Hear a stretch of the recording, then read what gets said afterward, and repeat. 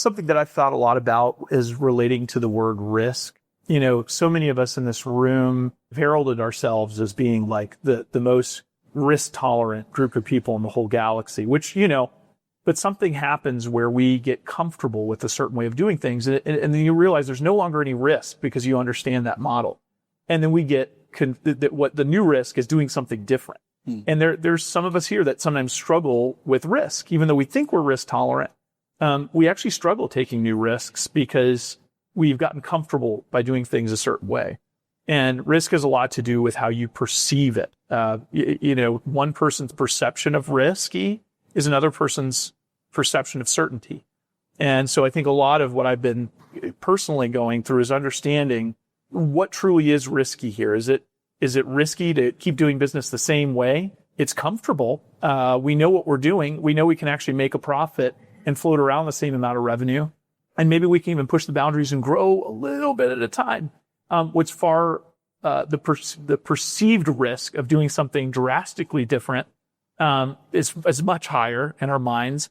But when you actually look at that risk, it actually may be a lot lower to try to do something different. It's all about how you perceive change and what you have to look at to do that. So the analogy I'd end with is this, it's like driving a car over the last handful of years where one of the wheels is a little bit out of alignment. Have any of you guys had an old car that had an alignment problem before? What happens to the car when the wheel's out? It vibrates, right?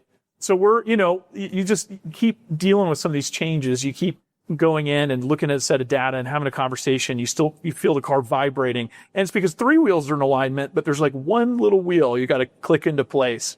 And sometimes the vibration gets a little worse before it gets better. But that's where we are right now. Insatiable curiosity is a superpower. It really is. And one of the reasons I think insatiable curiosity is a superpower is because its impact on risk. And when you think about how old you were when the first time you stepped onto an airplane, right? Many of you might have been a teenager, maybe even younger. Some of you guys, maybe it was college. Some of you guys may not have been on one yet.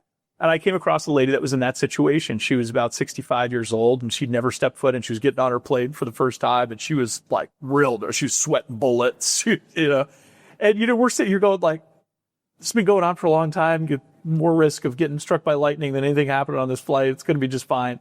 But again, it is a perception of risk. And curiosity helps you change your relationship with risk in general. Because the more curious you are, the more you learn. The more you learn and understand about the world, generally, the less you feel most actions have innate risk in them, right? That what one person considers to be just terrifying, the reality is that the failure rate's not near what you think it might be. By coaching people in all these different industries, it's just it's an amazing opportunity to learn from them and how the world works. So, insatiable curiosity, I think, has been a big thing to tolerate risk and to help through some of this change. And that's about learning from your peers.